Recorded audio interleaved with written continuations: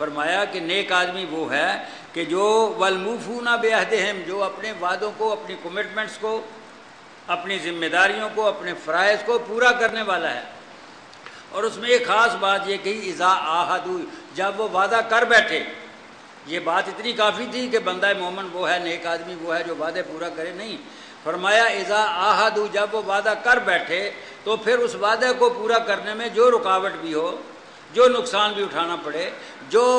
قربانی بھی دینی پڑے، بندہ مومن وہ نقصان اٹھاتا ہے، وہ قربانی دیتا ہے اور اس وعدے کو پورا کرتا ہے جو کر بیٹھا تھا۔ نبی پاک صلی اللہ علیہ وسلم نے حدیبیہ کے موقع پر ابو جندل کے حوالے سے جو رویہ اختیار کیا، پوری دنیا آج بھی اس کی تعریف کرتی ہے کہ اس سے زیادہ وعدے کی پابندی کی کوئی ڈیمانسٹریشن نہیں ہو سکتی۔ تو لہٰذا بندہ مومن کا کام یہ ہے کہ وہ جو بھی اس کی ذمہ داریاں ہوں، جو بھی اس کے فرائض ہیں، جن چیزوں کا وہ پابند ہے کسی بھی وجہ سے، جو اس نے ذمہ داریاں قبول کی ہیں، ان کو وہ پورا کرے۔ اور نبی پاک صلی اللہ علیہ وسلم کا شاید ہی کوئی خطبہ ہو جس میں آپ نے یہ نہ فرمایا ہو کہ لا ایمان لمن لا امانت لہ ولا دین لمن لا عہد لہ، کہ اس شخص کا کوئی ایمان نہیں جس میں امانت داری نہیں ہے، اور اس شخص کا کوئی دین نہیں جو وعدے کی پابندی نہیں کرتا۔ اور وعدے کے بارے میں فرمایا کہ ان العہد کان مسئولا، اللہ کے ہاں اس کی پرسش ہوگی کہ یہ ایک طرح کا قرض ہے کہ بندے نے ادا کیا ہے کہ نہیں، تو لہذا وعدہ پورا کرنا چاہیے۔ وعدے قرآن و حدیث ہی ہیں، وعدے قرآن و حدیث ہی ہیں، ان کو پورا کرنا چاہیے۔ اور نبی پاک صلی اللہ علیہ وسلم کا اسوہ اس معاملے میں ہمارے لیے بڑے اونچے درجے کا نمونہ ہے۔ پھر فرمایا کہ والصابرین فی الباساء والضراء وحین الباس، کہ یہ استقامت دکھاتے ہیں، صبر سے کام لیتے ہیں، مستقل مزاجی دکھاتے ہیں تین موقعوں پر۔ ایک موقع کا فرمایا فی الباساء، باسا معاشی تنگی کی وجہ سے آدمی کو مشکل پیش آتی ہے، فکر و فاقہ کا جو موقع آتا ہے، تو اس موقع پر بندہ مومن جو ہے وہ استقامت دکھاتا ہے، صبراتا ہے، اللہ کی ناشکری نہیں کرتا، منہ سے کوئی کلمہ کفر نہیں نکالتا۔ تو تین موقع پر بندہ مومن خصوصی صبر دکھاتا ہے۔ ایک موقع ہے معاشی تنگی کا، والضراء، اور دوسرا موقع ہے جسمانی تکلیف کا، کوئی بیماری آ گئی، کوئی اور تکلیف ہو گئی، اور تیسرا موقع ہے باس کا مطلب ہے جنگ کی صحبتیں، حالت جنگ۔ تو یہ تین موقعوں کا ذکر کیا کہ بندہ مومن وہ ہے جو ان ساروں موقعوں کے اوپر صابرینہ، وہ استقامت کا پہاڑ ہوتا ہے، وہ وہ ہارتا نہیں ہے، وہ دل نہیں توڑتا، وہ شکست نہیں تسلیم کرتا، بلکہ وہ ان مواقع کے اوپر اللہ کا شکر ادا کرتا ہے اور استقامت کے ساتھ، صبر کے ساتھ ان تکلیفوں کو برداشت کرتا ہے۔ اولئک الذین صدقوا، فرمایا کہ یہی لوگ ہیں جو اپنے دعوی ایمان میں سچے ہیں، جن کی یہ صفات بیان ہوئی ہیں۔ واولئک ھم المتقون،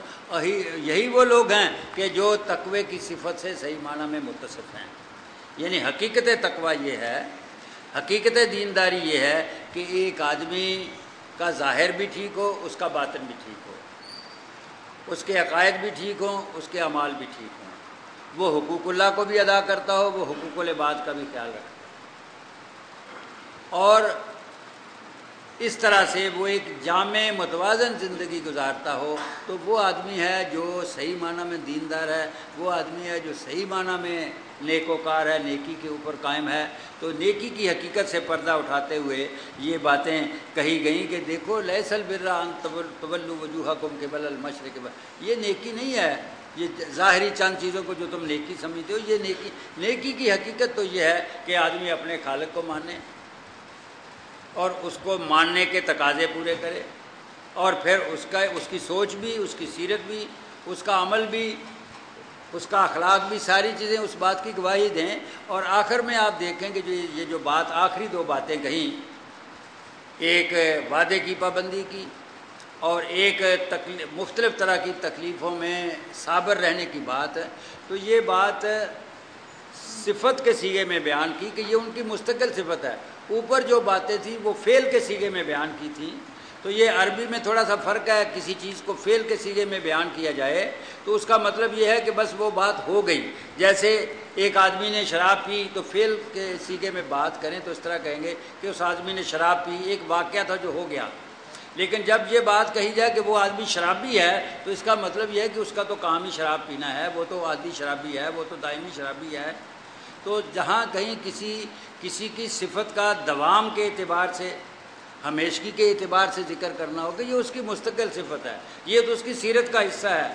یہ تو اس کو ہڈیوں میں، اس کی رگ رگ میں، اس کے تخم میں شامل ہو گیا ہے کہ وہ یہ بات کرے۔ تو وہاں کسی چیز کو صفت کے صیغے میں، اسم فاعل کے صیغے میں بیان کرتے ہیں، تو یہاں یہ بات یہ نہیں کہا کہ وہ وعدہ پورا کرتے ہیں، نہیں، فرمایا وہ وعدہ پورا کرنے والے ہیں جب وعدہ کر بیٹھیں،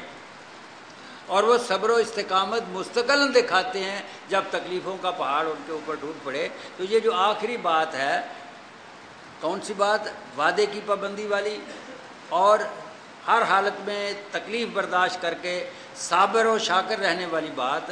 تو یہ بندہ مومن کی سیرت کا مستقل حصہ ہے۔ اس کو صفت کے صیغے میں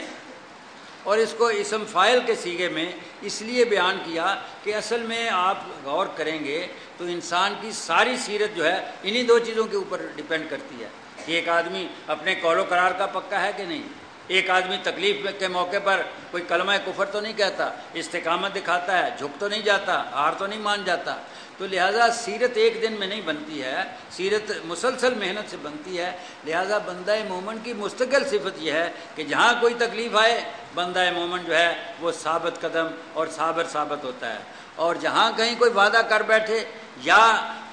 دنیا کے رواج اور معروف کے مطابق اس پر کوئی ذمہ داری عائد ہوتی ہو تو یہ ذمہ داریاں ادا کرنے کے معاملے مستقل سیرت رکھتا ہے۔ تو چونکہ یہ چیزیں مستقل نوعیت کی ہیں اس لیے ان کو اللہ تعالیٰ نے صیغہ صفت میں اسم فاعل کے طریقے پر بیان کیا کہ یہ مستقلاً وعدوں کو پورا کرنے والے لوگ ہیں، یہ مستقلاً تکلیف کے اندر صبر و استقامت دکھانے والے لوگ ہیں۔ تو رض یہ سورہ بر کے حوالے سے یہ گزارشات میں نے آپ کے سامنے رکھی ہیں۔ تو مقصد بات کا یہ ہے کہ بھئی اصولی چیزوں کو لینا چاہیے، بنیادی چیزوں کو لینا چاہیے، بالکل جو معمولی حیثیت کی لوگ ہیں، جو چیزیں جزیات سے تعلق رکھتی ہیں، جو چیزیں فروع سے تعلق رکھتی ہیں، ان کو ہی پورا دین قرار نہیں دینا جانا چاہیے۔ بندے کو اس بات کا اہتمام کرنا چاہیے کہ اگر فرض ہے تو پہلے اس کی باری ہے، مستحب کی باری بعد میں آتی ہے۔ حلال حرام ہے، ایک چیز مکروہ ہے تو مکروہ کی باری بعد میں آئے گی، پہلے حرام کو چھوڑنے کی بات آئے گی۔ تو نیکی کے درمیان فرق کرنا،